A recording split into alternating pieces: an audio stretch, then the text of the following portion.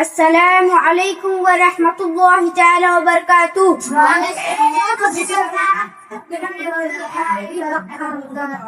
نحمده ونصلي ونسلم على رسوله الكريم.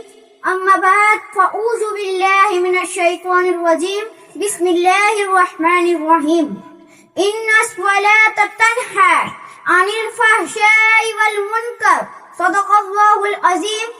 سب سے پہلے مدینے کے تاجدار، دونوں عالم کے مالک و مختار جناب احمد مجتبی محمد مصطفیٰ صلی اللہ تعالی علیہ وسلم کی بارگاہ میں بے کس پناہ میں اپنی غلامی کا ثبوت دیتے ہوئے درود شریف کا نذرانہ پیش کرے. اللہم صلی علی سیدنا محمد وعلی آل سیدنا محمد کما تحب وترضى صلی اللہ تعالی علیہ وسلم. ان الصلاة تنہی عن الفحشاء والمنکر. ترجمہ: بے شک نماز بے حیائی اور برائی سے روکتی ہے. اور شاعر کیا خوب فرماتے ہیں کہ اسلام میں نماز کا مقام جسم میں سر کا مقام. اسلام میں نماز کا مقام جسم میں سر کا مقام. جس طرح سر کے بغیر کوئی انسان نہیں، اسی طرح نماز کے بغیر کوئی مسلمان نہیں. اور شاعر کیا خوب فرماتے ہیں کہ درود کی شمع لبوں پر سجاؤ، درود کی شمع لبوں پر سجاؤ، اندھیرا مٹانے حضور آ رہے ہیں. اور اٹھو سنیو، اپنے دامن کو بھر لو، مقدر جگانے حضور آ رہے ہیں. جب ہم سرکار رزق اللہ شاہ بابا کے ایک چمکتے دمکتے پھول سرکار سید منیر باپو اور سرکار نورانی میاں باپو کو دیکھتے ہیں تو ہمیں سرکار دادا باپو کا چہرہ نظر آتا ہے. وہ شاید کیا خوب فرماتے ہیں کہ پتھر نے پڑھا کلمہ پیغمبر کو دیکھ کر، پتھر نے پڑھا کلمہ پیغمبر کو دیکھ کر، اور خدا حشر میں بھی بخشے گا نسبت حیدر کو دیکھ کر، اور خدا حشر میں بھی بخشے گا نسبت حیدر کو دیکھ کر.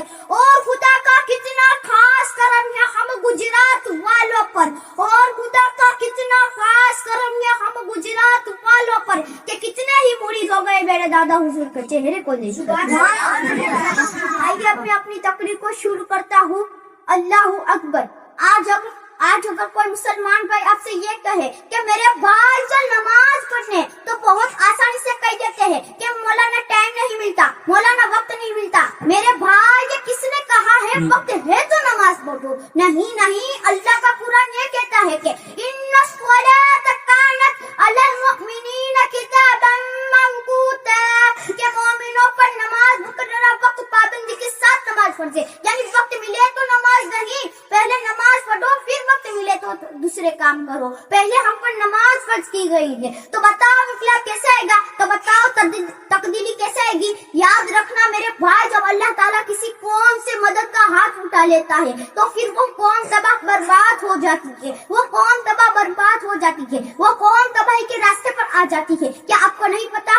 اللہ اکبر. سیدنا عمر فاروق رضی اللہ تعالیٰ عنہ کو شہید کرنے کے لیے ان پر حملہ کیا گیا تھا. فیروز مجوسی نام کے ایک شخص نے آپ پر حملہ کیا تو آپ کے زخموں سے خون نکل رہا تھا.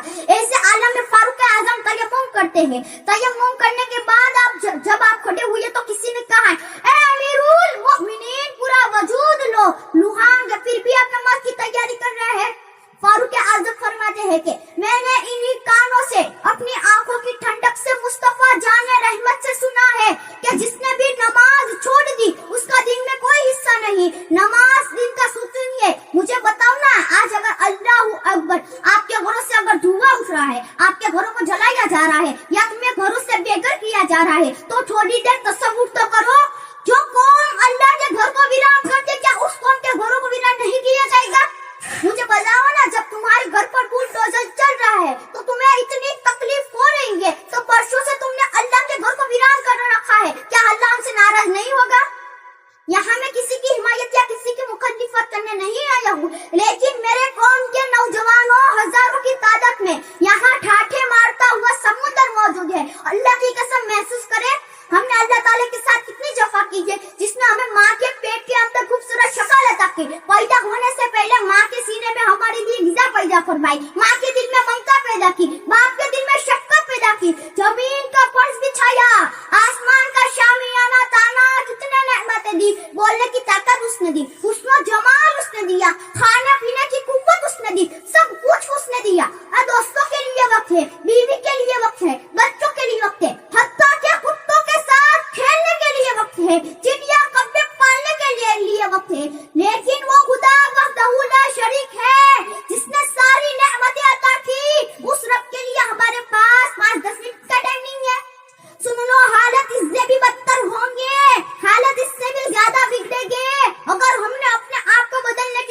نہیں کی تو کوئی پناہ دینے والا نہ ہوگا, کوئی مدد کرنے والا نہ ہوگا. اللہ اکبر.